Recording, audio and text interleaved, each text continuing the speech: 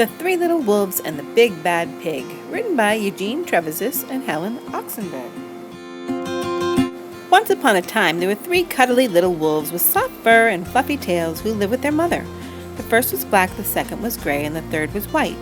One day, the mother called the three little wolves around her and said, "My children, it is time for you to go out into the world. Go and build a house for yourselves, but beware of the big bad pig." "Don't worry, Mother, we will watch out for him," said the three little wolves, and they set off. Soon they met a kangaroo who was pushing a wheelbarrow full of red and yellow bricks. "Please, will you give us some of your bricks?" asked the three little wolves. "Well, certainly," said the kangaroo, and she gave them lots of red and yellow bricks, so the three little wolves built themselves a house of bricks. Well, the very next day, the big bad pig came prowling down the road and saw the house of bricks that the little wolves had built. The three little wolves were playing croquet in the garden. When they saw the big bad pig coming, they ran inside the house and locked the door.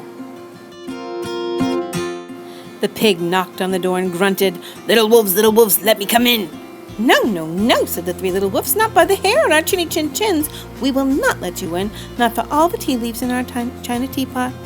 "Well, then I'll huff and I'll puff and I'll blow your house down," said the pig. So he huffed and he puffed and he puffed and he huffed, but the house didn't fall down.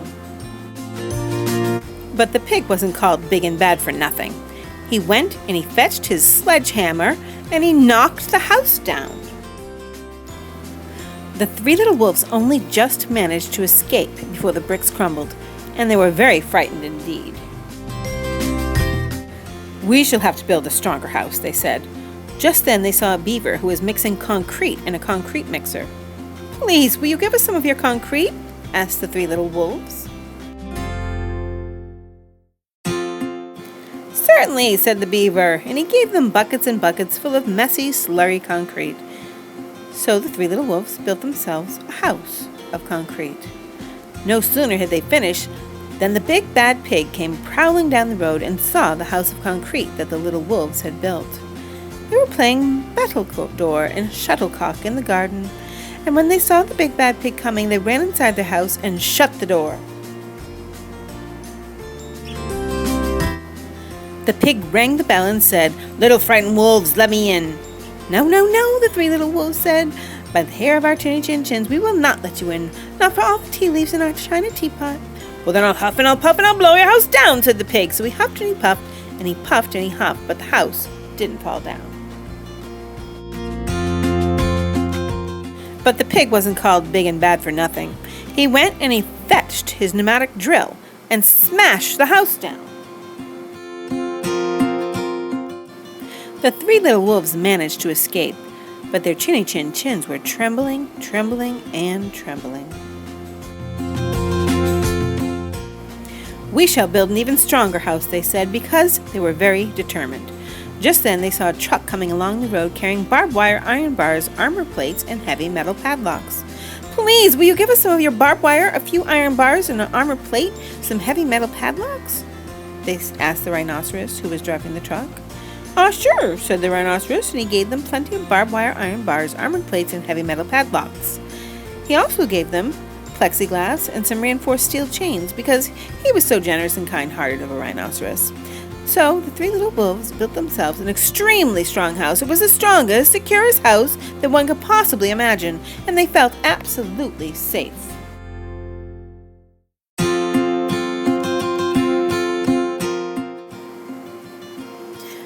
No, said the little wolves. "Not by the hair of our chinny chin chins. We will not let you in, not for all the tea leaves in our china teapot." "Well, then I'll huff and I'll puff and I'll blow your house down," said the pig. So he huffed and he puffed and he puffed and he huffed, but the house did not fall down. The pig wasn't called big and bad for nothing, though. He brought some dynamite, laid it against the house, lit the fuse, and the house blew up. The three little wolves just managed to escape with their fluffy tails scorched.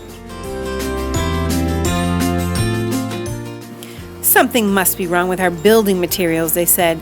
"We have to try something different." But what? At that moment they saw a flamingo coming along pushing a wheelbarrow full of flowers. "Please, will you give us some flowers?" asked the little wolves. "With pleasure," said the flamingo, and he gave them lots of flowers, so the three little wolves built themselves a house of flowers. One was of marigolds, one of daffodils, one of pink roses, and the other cherry blossoms. The ceiling was made of sunflowers, and the floor was a carpet of daisies. They had water lilies in their bathtub and buttercups in the refrigerator. It was a rather fragile house, and it swayed in the wind, but it was very beautiful. The next day, the big bad pig came prowling down the road and saw the house full of flowers that the little wolves had built.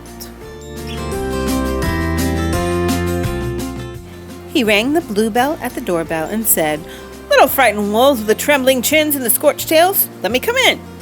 "No, no, no," said the three little wolves, "not by the hair on our chinny chin chins. We will not let you in, not for all the tea leaves in our china teapot." "Well, then I'll huff and I'll puff and I'll blow your house down," said the pig. But as he took a deep breath, ready to huff and puff, he smelled the soft scent of the flowers. It was fantastic, and because the scent was so lovely, the pig took another breath and then another. Instead of huffing and puffing, he began to sniff. He sniffed deeper and deeper until he was quite filled with the fragrant scent. His heart grew tender, and he realized how horrible he had been. Right then, he decided to become a good, big pig. He started to sing and dance the tarantella. At first, the three little wolves were a bit worried. It might be a trick, but soon they realized that their pig had truly changed. So they came running out of the house, and they started playing games with him. First, they played Pig Pog, and then Piggy in the Middle, and when they were all tired, they invited him into the house. They offered him tea and strawberries and wolfberries, and asked him to stay with them as long as he wanted. The pig accepted, and they all lived happily ever after. Hope you enjoyed The Three Little Wolves and the Big Bad Pig by Eugene Trevisius and Helen Oxenberry, read aloud by Kristen Perrone as part of the NSS and MSS Summer Learning Passport. Keep on reading. Bye-bye.